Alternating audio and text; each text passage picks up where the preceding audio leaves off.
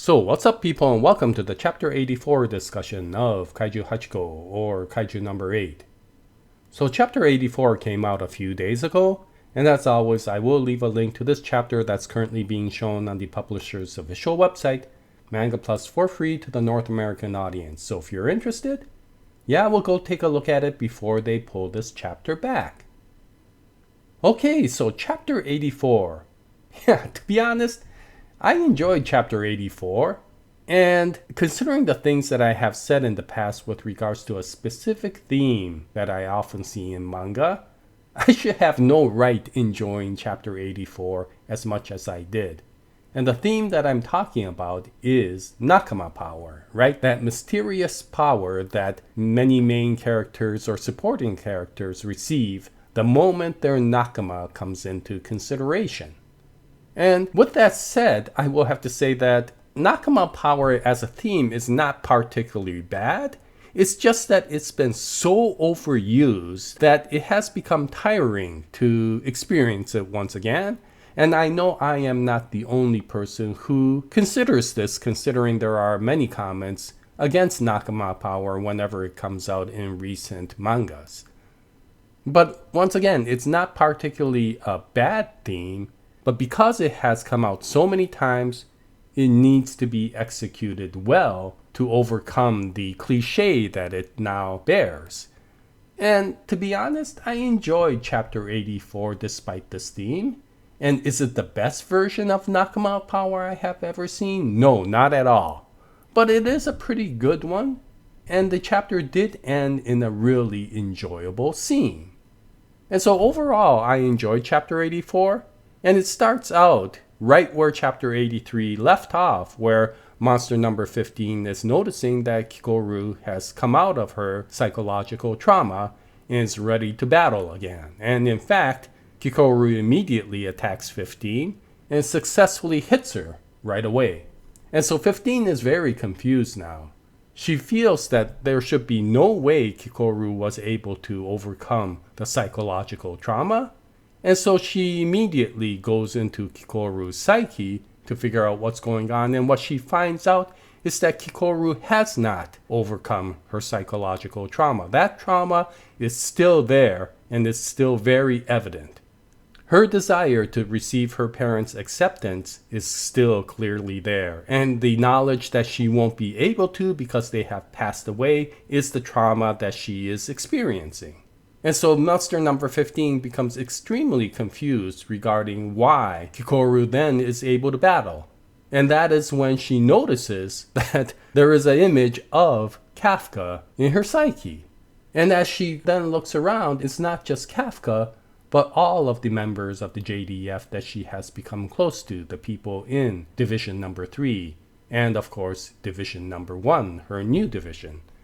And if it was the typical, oh, I see the Nakama and their friendship for me has given me overwhelming power, then it might have been a little bit of a disappointment. But what we find out is that the images are not giving her a power to overcome her trauma. The images are giving her the understanding that despite her trauma, she needs to be able to battle if she is able to protect and fight with the comrades that she is now with.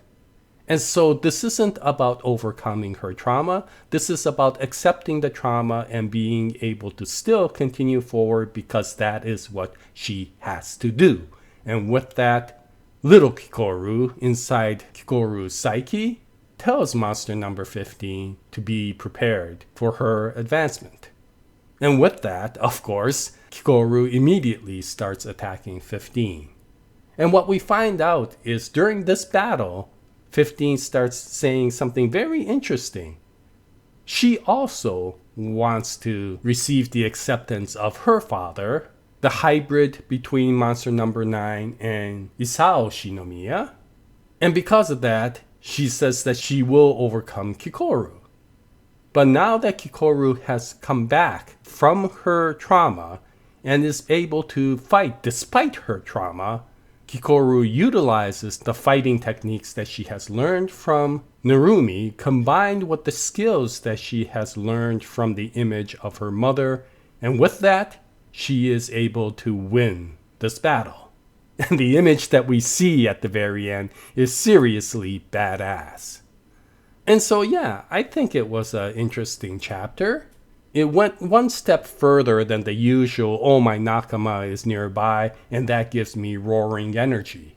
It at least went into the understanding that she still does have trauma. She hasn't overcome it. It's just that her dedication to be able to battle somehow is now able to accept that trauma and continue to move forward. Maybe this was a little bit fast compared to some of the other battles out there. And maybe I don't feel as much compared to some of the other nakama stories out there, such as One Piece. And maybe that's because that chapter of One Piece occurred many hundreds of chapters into the story, whereas this is occurring in chapter 84. So Matsumoto Naoya has not had a chance for the readers to really get close to many of the characters that this arc is revolving around. However, once again, I still feel that this was well done. And Matsumoto Naoya really does have a way of creating really cool images that helps the readers get excited, despite the topic being a relatively old and cliche one. And so I enjoyed chapter 84. I don't know about many of the other readers out there. Looking at the comments in Manga Plus, I think many of the people did. And now that Kikoru has won the battle, we know that it'll probably move to the other characters, either Narumi or Hoshina. And it will be interesting to see how the story continues, but we will have to wait for chapter 85 to come out.